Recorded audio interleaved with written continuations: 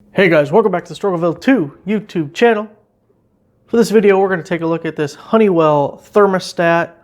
Now, when I first started messing with it, the temperature, the actual room temperature, which is the bottom, was always reading 62. Never moved at all. It was just stuck there. So I popped off the cover, which you just pull it straight out, and used a little compressed air on it, blew around in there, and as you can see now, it's reading 70 degrees and the room is set at 68 to 70 degrees, so that's working. But since we're messing with it, I want to show you there's a couple of settings you can change on a thermostat like this.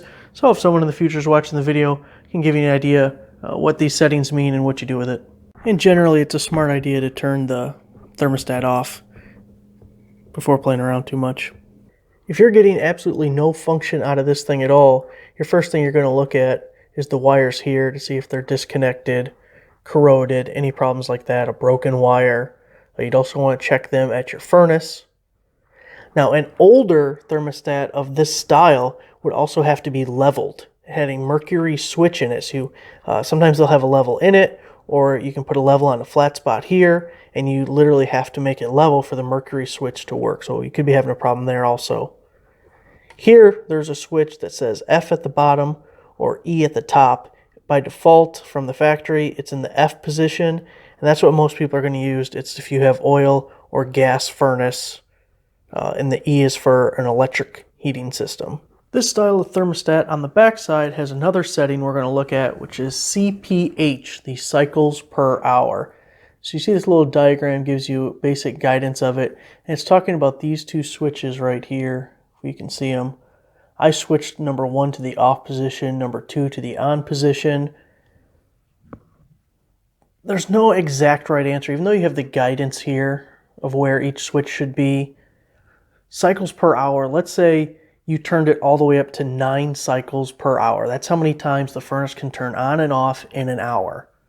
The more cycles you have, the more even your heating's going to be, because the thermostat's going to be, or the furnace is going to be constantly coming on and turning off to keep that temperature very steady.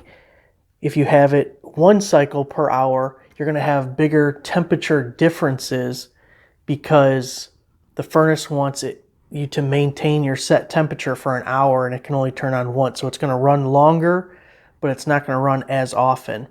Now, the problem with a lot of cycles per hour is it's going to be less efficient, you're going to have more energy costs, and it's going to be more wear and tear on your furnace. The 1 cycle per hour, it's going to be more efficient, it's going to be less wear and tear, but you're going to have more fluctuation in temperature.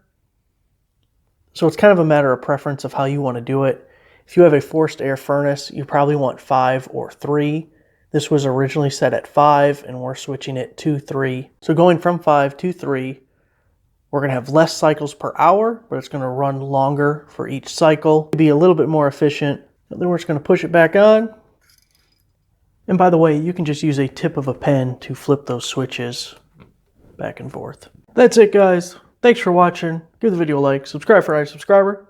I'll see you next time.